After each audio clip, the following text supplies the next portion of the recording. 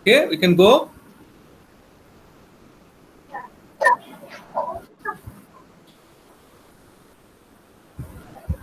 জি sir, আবার শুরু করেন। Okay, thank you.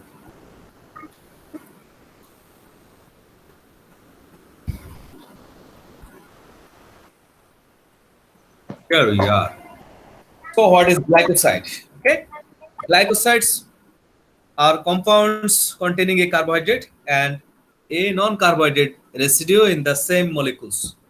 If we find a molecules that contain carbohydrate and a non-carbohydrate particles joined by glycosidic bond, then it is known as glycosides. Okay, so glycoside contain two particles. One is carbohydrate and another is non-carbohydrate residue. Mind it. Two particles, two parts of glycoside. One is carbohydrate particles, another is non-carbohydrate particles. Okay. So, if in glycoside, if glucose is present there, then it is known as glucoside. Then it is known as glucoside. Okay. If galactose is present in carbohydrate part of glycoside, then it is known as galactoside. Okay. If fructose is present in the place of carbohydrate but as a carbohydrate in glycoside, then it is known as fructoside. Glycosides are the compound containing a carbohydrate and a non-carbohydrate residue in the molecules. Here, glycosides are compounds containing a carbohydrate and non-carbohydrate residue in the same molecule.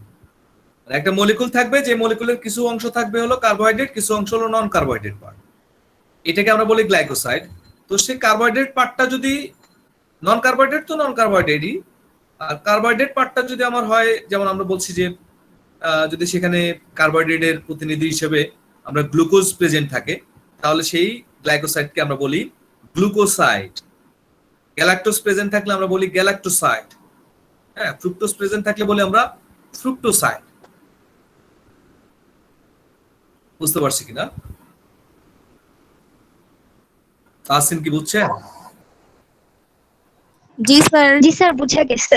ওকে, তার মানে glycoside হলো আমাদের carbohydrate particles থাকবে, নন carbohydrate particles থাকবে। আর সেখানে যদি কার্বোহাইড্রেটের প্রতিনিধি হিসেবে গ্লুকোজ থাকে, তাহলে তার নাম কি বলবো?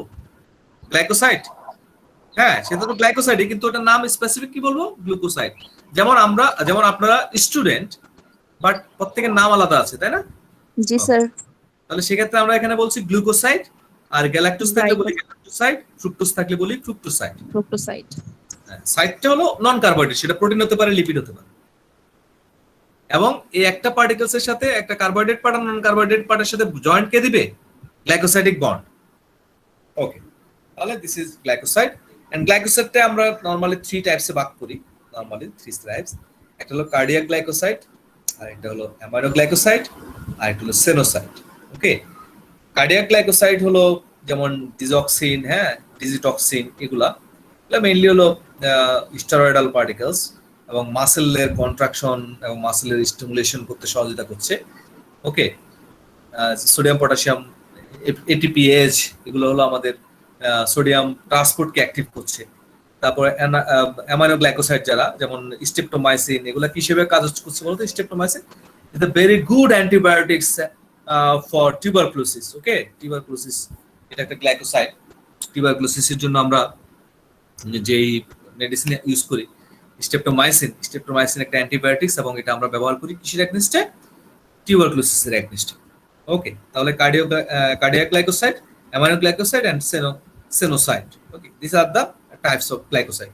You can read more and more in pharmacology. I think pharmacology তোমরা যখন পড়বা তখন হিউজ অ্যামাউন্টস অফ গ্লাইকোসাইড তোমাদেরকে পড়ানো হবে, types, classes, how they work and what the clinical importance of glycoside. Clinical importance কি দেখো, যে কার্ডিয়াক গ্লাইকোসাইড গুলো হলো আমরা কার্ডিয়াক ফেলোর যখন হয় সেখানে আমরা ব্যবহার করি, বা কার্ডিয়াক ব্যালেন্স করার জন্য, কার্ডিয়াক অ্যাক্টিভিটি ব্যালেন্স করার জন্য ব্যবহার করি। It increase the force of contraction. Okay, force, হার্টের যে কন্ট্রাক্ট হয় সেই কন্ট্রাক্টের ফোর্স, কন্ট্রাকশন ফোর্সটাকে ইনক্রিজ করে, so blood can circulate throughout এর বডি অ্যান্ড হার্ট রেটটাকে ডিক্রিজ করতে পারে। ওভাকুইন যেটা, সেটা হলো আমাদের সোডিয়াম পটাশিয়াম এটিপিএস ব্লকস করে, ওকে, অ্যান্ড সরি ইনহিবিট করে, এবং হলো অ্যাক্টিভ ট্রান্সপোর্ট, যেটা সোডিয়ামের অ্যাক্টিভ ট্রান্সপোর্টকে হেল্প করে ওভাকুইন, এটা একটা কার্ডিয়াক গ্লাইকোসাইড। অ্যামাইনো গ্লাইকোসাইড যেমন স্ট্রেপ্টোমাইসিন, জেন্টামাইসিন, এগুলো অ্যান্টিবায়োটিক হিসেবে কাজ করে। আর glycoside are found in many drug species and in the consider as animal tissues, constituents of animal tissue, বিভিন্ন অ্যানিমাল টিস্যু থেকে পাওয়া যায়, প্ল্যান্ট সোর্স থেকে পাওয়া যায়। ওকে, এগুলো হলো আমাদের glycosides. Glycosides are found in many drug species and in the constituents of animal tissues. Animal টিস্যুতে পাওয়া যাবে বিভিন্ন ড্রাগের মধ্যে, বা আমরা যে ড্রাগগুলা, বা স্পেশালি আমরা বলি যে আমরা যারা ইউনানি আয়ুর্বেদিক ড্রাগস প্রিপারেশন করি, ওষুধ তৈরি করি প্ল্যান্ট এক্সট্রাক্ট থেকে, সেখানে প্ল্যান্টের most of the active ingredients আর alkaloids and glycosides. Okay, alkaloids and glycosides have the biomedical activities so that we can relieve from any types of disease if we can use that particles properly. So আমরা যে ওষুধ তৈরি করছি বা medicinal plant, কেন medicinal? Because there are some alkaloid and glycoside there. Okay, alkaloid and glycoside সেখানে থাকার কারণে ওটা মেডিসিনাল ভ্যালু আছে। কোনো প্ল্যান্টে যদি আমরা জানি গ্লাইকোসাইড থাকে এবং অ্যালকালয়েড থাকে, that is the plant has medicinal value. এখানে দেখা যাচ্ছে যে কোনো একটা প্ল্যান্ট যদি আমরা পাই যেখানে গ্লাইকোসাইড আছে, যেখান থেকে আমরা অ্যামাইনো গ্লাইকোসাইড পাবো, সেখান থেকে আমরা আলটিমেটলি স্ট্রেপ্টোমাইসিনও পাইতে পারি, জেন্টামাইসিনও পাইতে পারি, এবং সেটা আমরা অ্যান্টিবায়োটিক হিসেবে কাজ করতে পারি। ওকে, আমরা একটা প্ল্যান্ট আছে যেটা হলো টিউবারক্লোসিসের রোগীদেরকে দেওয়া হয়, যক্ষা রোগী যারা আছে তাদেরকে সেটার এক্সট্রাক্ট খাওয়ানো হয়। I think that plant contain streptomycin, so it work against microbacterium tuberculosis. Okay, তোমরা যেহেতু ফার্স্ট ইয়ারে যখন তোমরা এই ডিটেলস পড়বা তখন এইগুলো আরো ইন্টারেস্টিং লাগবে তোমার কাছে। এখন হয়তো বোরিং লাগতে পারে, but in second year you will get more interesting in this subject. Okay, so we are talking about glycoside. Glycoside are compound containing a carbohydrate and a non-carbohydrate residue in the same molecules. In glycoside, the carbohydrate residue is attached by a glycosidic bond to the non-carbohydrate residue. Okay, the non-carbohydrate residue present in the glycoside is called a glycon. The glycon present in the glycoside may vary complexity from simple substance as methyl alcohol থাকতে পারে সেখানে, then glycerol, phenol and base such as adenine, to complex substance like sterol, okay, hydrochloroquine, তারপর হলো তোমার এই হলো আমাদের অ্যাগ্লাইকন। আর কি অ্যাগ্লাইকন মানে হলো আমরা বলছি যে কার্বোহাইড্রেট পার্টের সাথে নন কার্বোহাইড্রেট পার্ট যুক্ত থাকে, সেই নন কার্বোহাইড্রেট পার্টটাকে আমরা বলি অ্যাগ্লাইকন। আর অ্যাগ্লাইকন গুলো কি কি হতে পারে? সিম্পল সাবস্টেন্স থেকে শুরু করে অনেক কমপ্লেক্স সাবস্টেন্স হতে পারে। যেমন হাইড্রোক্লোরোকুইন তো অনেক কমপ্লেক্স পার্টিকেলস, স্টেরল বা steroidal particles, highly complex particles, এগুলো হলো আমাদের গ্লাইকনস। আর কার্বোহাইড্রেটের নামকরণ করা হয় মেইনলি, গ্লাইকোসাইড গুলোর নামকরণ করা হয় মেইনলি কার্বোহাইড্রেটের পার্টিকেলস কোনটা আছে তার উপর ভিত্তি করে। সো আমরা যদি দেখি যে কোনো গ্লাইকোসাইডের মধ্যে তোমার গ্লুকোজ থাকে কার্বোহাইড্রেট পার্টে, তাহলে সেটাকে আমরা বলি গ্লুকোসাইড। আর ফ্রুক্টোজ থাকলে বলি ফ্রুক্টোসাইড, গ্যালাক্টোজ থাকলে বলি গ্যালাক্টোসাইড। ওকে, তাহলে এইটা হলো আমাদের গ্লাইকোসাইড। আর ক্লাস বলে আমরা 3 types: cardiac glycoside, amino glycoside and sennoside. Cardiac glycoside হলো আমাদের কার্ডিয়াক অ্যাক্টিভিটি নিয়ন্ত্রণ করে। আমরা চাইলে হার্টের কন্ট্রাকশনটা ইনক্রিজ করতে পারি by using the glycoside, and by using glycoside you can decrease the heart rate. Okay, and sodium potassium pump ke inhibit, ATPase ke inhibit kora jay, এবং সোডিয়াম পাম্প কে inhibit করা যায় বা অ্যাক্টিভ করা, activation deactivation করা যায়। তারপর হলো তোমার অ্যামাইনো গ্লাইকোসাইড গুলো হলো আমাদের অ্যান্টিবায়োটিক্স হিসেবে কাজ করে, যেমন streptomycin, gentamicin are the example of amino glycoside. And glycoside যেটা হলো আমাদের বিভিন্ন প্ল্যান্টে পাওয়া যায়, বিভিন্ন অ্যানিমেলে পাওয়া যায়, অ্যানিমেল টিস্যুতে পাওয়া যায়। আর আমরা আবারও বলছি যে কোনো medicinal plant has the medicinal value and medicinal plant হিসেবে ব্যবহার করি কোনো প্ল্যান্টকে, কারণ হলো they contain alkaloid or glycosides. Okay, it is clear to you glycoside? Glycoside is Yes, sir. clear? Okay, students, thank you. Then we can go forward. What is reducing sugar? We know the reducing and non-reducing sugar. That is, reducing sugar are those groups called reducing sugar. যেই sugar মলিকুলসে অথবা carbohydrate মলিকুলসে free aldehyde or ketone group থাকে তাদেরকে আমরা বলি reducing sugar, কারণ they can easily reduce to a number of substance. তারা অন্য কোনো একটা সাবস্টেন্সের সাথে ইজিলি বাইন্ড করে তাদের থেকে কোনো একটা যে কোনো সাবস্টেন্সকে রিডিউস করতে পারে, হাইড্রোজেন অপসারণ করতে পারে, অক্সিজেন যুক্ত করতে পারে, তো এদেরকে আমরা বলি reducing sugar. All monosaccharides, glucose, fructose, galactose, হ্যাঁ, ল্যাকটোজ, মাল্টোজ, এগুলো সবই হলো তোমার তোমার রিডিউসিং ক্যাপাসিটি আছে, রিডিউসিং সুগার। আর নন রিডিউসিং সাবস্টেন্স হলো, নন রিডিউসিং সুগার হলো the sugar that have no free aldehyde or ketone groups, যার ফলে অ্যালডিহাইড এবং কিটোন গ্রুপ না থাকার কারণে অন্য আরেকটা সাবস্টেন্সকে সে কি করতে পারে না, রিডিউস করতে পারে না। So they are known as non reducing sugar. Okay, sucrose is the example of non reducing sugar. আমরা যদি একটু স্ট্রাকচার দেখি গ্লুকোজে, ফ্রুক্টোজের খেয়াল আছে তোমার যে গ্লুকোজের functional groupটা present in first carbon and আমাদের aldehyde group ketone group present হলো second carbon in case of fructose. So আমরা দেখি যে সুক্রোজের ক্ষেত্রে বন্ডটা হয় গ্লুকোজ এক নাম্বারের সাথে 2 নাম্বারে, যার ফলে কি হয়, যার ফলে আমাদের আর কোনো ফ্রি অ্যালডিহাইড গ্রুপ থাকে না আর কিটোন গ্রুপ থাকে না সুক্রোজের ক্ষেত্রে। সেক্ষেত্রে আমরা বলতে পারি সুক্রোজ হলো নন রিডিউসিং, কারণ হলো সুক্রোজের কোনো free aldehyde or ketone group বাকি থাকে না, যে অ্যালডিহাইড অর কিটোন গ্রুপ চাইলে আরেকটা পার্টিকেলস এর সাথে যুক্ত হতে পারবে। So sucrose contain glucose and fructose which are linked together so they are reducing group.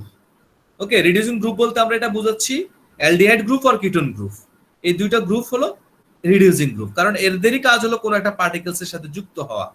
As a result of this, no reducing group is free and hence it does not act as reducing sugar. So sucrose is non-reducing sugar. তাহলে সুক্রোজকে কেন নন reducing বলা হয়? কারণ sucrose হলো glucose আর fructose দিয়ে তৈরি, আর glucose আর ফ্রুক্টোজের bond হয় 1 আর 2 এর সাথে, মানে অ্যালডিহাইড গ্রুপের সাথে কিটোন গ্রুপের সাথে বন্ড হয়ে গেল, তাহলে কোনো ফ্রি আর অ্যালডিহাইড আর কিটোন গ্রুপ নাই এখানে। সো সে চাইলে আর কোনো নতুন কোনো পার্টিকেলস এর সাথে অথবা কার্বোহাইড্রেটের সাথে সংযুক্ত হতে পারে না, এজন্য আমরা সুক্রোজকে বলি হলো non reducing. This is endocytosis. Endocytosis is the form of active transport in which a cell transport molecules into the cell. Okay, তার মানে কোন একটা সেল পার্টিকুলার কোন একটা পার্টিকেলস যদি সেলের ভিতরে ঢুকে, এটাকে আমরা বলি এন্ডোসাইটোসিস। এটা কি বলি? এন্ডোসাইটোসিস। তাহলে একটা ট্রান্সপোর্ট সিস্টেম, বিশেষ করে active transport in which the cell transport molecules into the cell. Cell কি করে? কোন একটা পার্টিকেলসকে এনগালফ করে ফেলে। এখানে দেখো যে অ্যানিমেশন চলছে, যে কোন একটা পার্টিকেলসকে ইজিলি ভিতরে নিয়ে আসছে। দেখছো এটা বিভিন্ন প্রক্রিয়া, 3 টাইপস হিয়ার। যে একটা ফ্যাগোসাইটোসিস, দিস ইজ ফ্যাগোসাইটোসিস। এখানে দেখো যে একটা পার্টিকেলস আছে আমার ডাব্লিউবিসি অথবা কোনো একটা পার্টিকেলস কি করছে, তার চারপাশে দিয়ে অ্যাটাক করতে যাচ্ছে এন্ড এক সময় ভিতরে নিয়ে আসতেছে। This is phagocytosis. Engulf of foreign particles into the cell, এটাকে আমরা কি বলি? ফ্যাগোসাইটোসিস। আর এটা হলো পিনোসাইটোসিস, লিকুইড সাবস্টেন্স গুলাকে কনজিউম করার বা ভিতরে নিয়ে আসার এই প্রক্রিয়াকে আমরা বলি পিনোসাইটোসিস। এন্ড এটা হলো দেখো রিসেপ্টর মিডিয়েটেড এন্ডোসাইটোসিস। এখানে রিসেপ্টর গুলো আছে পার্টিকেলস, যে এই পার্টিকেলস গুলো ইজিলি ভিতরে চলে আসছে। এই যে পার্টিকেলস গুলো আসতেছে রেড কালার, পার্টিকেলস গুলো রিসেপ্টরে জয়েন করলো এন্ড পরবর্তীতে এনক্লোজ করে ভিতরে নিয়ে আসবে। এইটাকে আমরা বলছি receptor mediated endocytosis. It is pinocytosis and it is phagocytosis. Okay, so endocytosis is the form of active transport in which a cell transport molecules into the cell, যে কোনো প্রোটিন পার্টিকেলস গুলো কি করে সেলের ভিতরে নিয়ে আসে, এই প্রক্রিয়াকে বলে আমরা এন্ডোসাইটোসিস। তো what are the types of endocytosis? Phagocytosis, pinocytosis and receptor mediated endocytosis. Okay, is it clear to you? Endocytosis? Yes, sir. Okay, animation গুলো দেখলে অনেক ক্লিয়ার হয়ে যাচ্ছে, তাই না? জি স্যার। কোনটা ফ্যাগোসাইটোসিস, কোনটা কোনটা রিসিপ্টর মিডিয়েটেড। আর এখানে বললাম reducing and non reducing stance and superscript can non reducing substance বলা হয়। So it is pH. আমাদের আবার ফার্স্ট লেকচারের দিকে চলে যাচ্ছি। pH may be defined as the negative logarithm of hydrogen ion concentration at base 10. Okay, minus log of hydrogen ion, log base 10, base log hydrogen ion. So এখানে criteria গুলো কি দেখো, pH এর ক্রাইটেরিয়া হলো pH এর range 0 থেকে 14 পর্যন্ত হয়। আর pH এর 7 means neutral pH, less than 7 acidic pH, more than 7 alkaline pH. And the systems of our body that maintain the pH, that is the buffer system, respiratory system, renal systems. Okay, these three systems are responsible for the maintenance of pH of our body. What are the systems? There are buffer, respiratory, and renal systems. Buffer systems, respiratory systems, and renal systems. And what are the importance of pH? pH এর importance কি যদি বলি তাহলে দেখো যে optimum pH is very essential for the normal physiological enzymatic reactions of our body. If optimum pH or normal pH is not present inside our body, then all of the physiological enzymatic reactions must not be happened. So it is very dangerous or very dangerous for our body. So we should maintain the proper pH. Okay, and optimum pH. Message that. And get that the pH is normal. pH of blood 7.35 to 7.5 means that pH is the body is clinically safe, and 6.8 to 7.8 pH mean that this is compatible of to life. But if the pH of the blood will be changed in more than 8.8, then death may be occurred due to cardiac arrest. So we can explain the importance. It is the importance of pH also. It is the optimum pH of blood. It is the importance of pH. Okay, so the pH at which the most of the physiological enzymatic reactions occur is called optimum pH, and optimum pH of blood 7.4, and the range is 7.35 to 7.45. pH of blood 7.35 to 7.5. It indicates that clinically safe, and blood pH if 6.8 to 7.8, that indicates the clinically compatible to life. And if the pH of blood is more than 7.8, then death occur due to cardiac arrest. Okay, and this is Alderson-Hasselsberg equations. We already know that the pH equal pK plus log of salt by acid. Is it complex to you or easy?